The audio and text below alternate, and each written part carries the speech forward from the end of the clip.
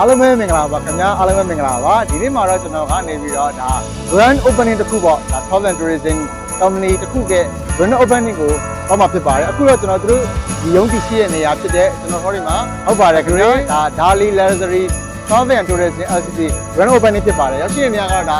Business Center မြန်မာလူမျိုးများအနေများတဲ့ Ariga လမ်းမကြီးမှာဖြစ်ပါတယ်ခင်ဗျာကျွန်တော်တို့ခိုင်းလိုက်ပါဖို့ဖိတ်ခေါ်လိုက်ပါကြလားခင်ဗျာ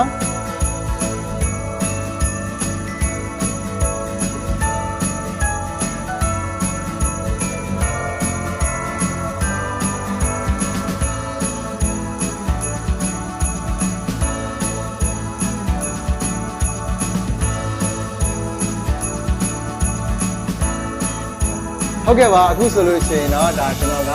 Dali Luxury Travel and Tourism Company ရဲ့ရုံးခန်းကိုရောက်ရှိသွားပါပြီခင်ဗျာဒီနေ့သူတို့ရဲ့ Grand Opening မှာဖြစ်ပါတယ်ခင်ဗျာကဲကျွန်တော်တို့ရုံးခန်းနဲ့ဝင်ကြည့်ကြအောင်ခင်ဗျာ Wow that's amazing ဒါ Dali Luxury Travel and Tourism ဖြစ်ပါတယ်ခင်ဗျာဒီနေ့မှာတော့ဒါသူတို့ရဲ့ Grand Opening အနေနဲ့ပေါ့နော်ဒါသူတို့ဒါဒီနေ့လာတဲ့ customer တွေအကုန်လုံးကိုဒီမှာပေးမဲ့ပစ္စည်းလေးတွေဖြစ်ပါတယ်ခင်ဗျာဒါကတော့ကျွေးမဲ့အစားအစာတွေဖြစ်ပါတယ်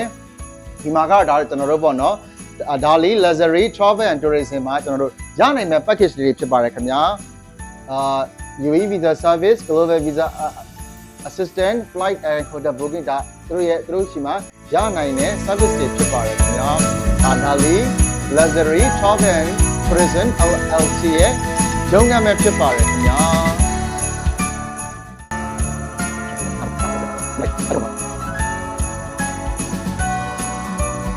ဒါမှမဟုတ်စီးရတယ်ဟုတ်ကဲ့ပါမာကြီးဒါဆိုလို့ရှိရင်ဒါလေး luxury travel and tourism မှာရနိုင်တဲ့ service တွေရတော့အားလုံးကိုလာခဲ့ဖို့ဖိတ်ခေါ်ပေးရင်းနဲ့ဒီမှာပဲဘာသာ